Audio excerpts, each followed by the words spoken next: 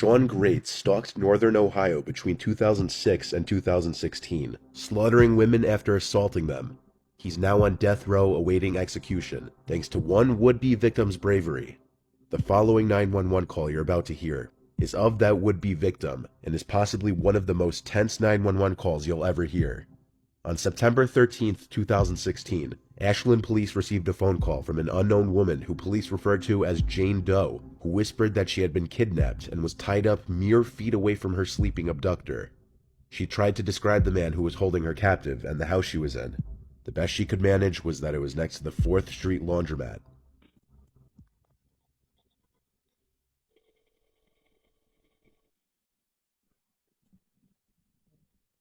911, what is the address to your emergency? Street laundromat. What is it? 4th Street laundromat. Who abducted you? Sean Green. John Green? Sean Great. Where's he at now? Where's he sleeping at? In the bedroom. In what bedroom? There's 2 houses right along the street. It's in one of those houses. What floor is the house? Is it an apartment? Does he own the house? Does anybody actually live there? I think they've been abandoned. Does he have a weapon? Are you injured? Where did he take you from? We're walking with him. You were walking with him? Where were you walking to?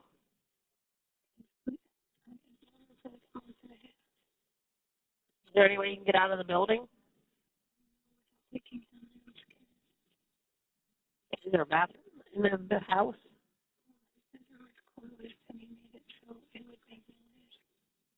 If you told me you had to go to the bathroom, he would do something to you? Because he had me tied up. Are you tied up now? Yeah, but I kind of freed myself. Is he in the same room with you? Are you bleeding from anywhere?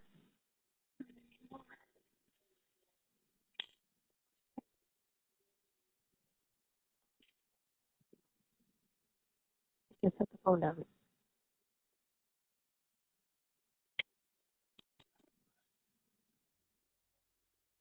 While the 911 dispatcher continued talking the caller through escaping, Jane accidentally knocked over her captor's taser, waking him. The line went dead briefly, and she was suddenly minutes away from being the 6th victim of the serial killer Sean Great. And by this point, the police knew they had to race if they wanted any chance of saving the helpless woman. Great sat up in his bed and stared at the floor, before laying back down again, not realizing that Jane was on the phone with the police. Are you still there? What? Is there any officers outside? Okay, they're in the area. Can you get out of the house? It's locked. Are you at the door? She's at the door. She's at the door on the right side of the house. She got out of the bedroom. Is there a window there? Yeah, I'm looking out and they tell him to come back. She said to hurry. She said to hurry up and come back. Yeah, they can see me if they come Locked. back. The door is locked.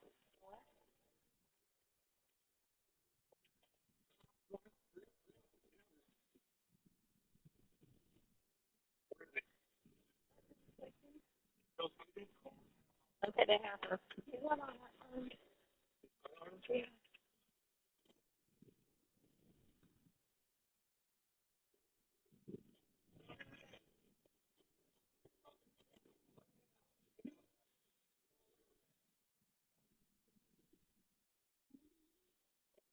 You can't be in there. Here, cover yourself up. Tell me what happened. Okay. Their rescue of the woman and arrest of Great was heard on the call. Thankfully, the woman survived this ordeal, though likely not without having some lasting scarring effects on her. As a teenager growing up in Marion, Ohio, Sean Great was well liked, particularly by girls. He had a charm about him that would mask his inner rage, at least for a while. When he was 18, he was arrested for grabbing his then-girlfriend by the throat. A few years later, he was arrested for breaking into his 17-year-old girlfriend's home and choking her, and only 8 months later, he broke into the same girl's house again, this time slipping underneath her couch and hiding until he saw an opportunity to strike. This time he had a butcher knife in hand. But Great's charm and artificial friendliness allowed him to go on and have 3 children with 3 different women. But his inner anger would never lay dormant for long. His ex-wife, Amber Nicole Bowman, claims that Sean at one point said, "If I can't see my daughter, no one will." By his mid to late 20s, Great's behavior became more erratic. He would begin dating Christina Hildreth. The pair were happy and content in the beginning, but Great couldn't hide his true colors for long. Not only did he become violent, controlling, and jealous, he would also show signs of being cold and indifferent towards his confused girlfriend, and would eventually end up physically abusing her. So was he violent with you? Yes. In what way? He broke my hand, blacked my eye, strangled me, tied me up. But his hostility would soon extend beyond just romantic partners, and even to friends, when he asked his friend for a loan, which was declined, and in response, he sent his friend a disturbing text saying, "Meet the other me." Eventually, Great would find himself living in Mansfield, hopping from woman to woman, and around this time, he met his first 2 victims, Rebecca Lisi and Candace Cunningham. Rebecca was a sex worker, and her body was found in March 2015. Her death was ruled an overdose originally, but Great later pleaded guilty to her murder. Candace Cunningham lived with Great in Mansfield before her disappearance in 2015.